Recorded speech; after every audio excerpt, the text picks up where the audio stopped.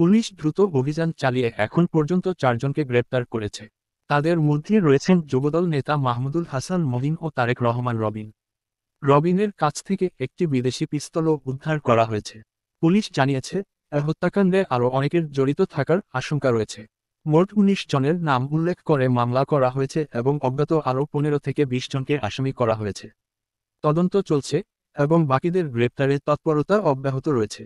এই ঘটনা শুধু একজন ব্যবসায়ীর মৃত্যু নয়, এটি আমাদের সমাজের নিরাপত্তা বড় প্রশ্ন তুলে দেয়। চাঁদা না দিলে যদি প্রাণ দিতে হয়, তবে আমরা কতটা নিরাপদ?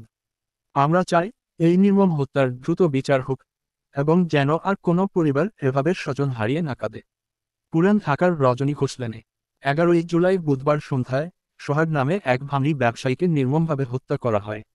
নিহত সোহাগ, যার আসল নাম মোহাম্মদ চাঁদ মিয়া, দীর্ঘদিন ধরে মিটফোর্ড এলাকায় ভাঙড়ি ও বৈদ্যুতিক তারের ব্যবসা করতেন।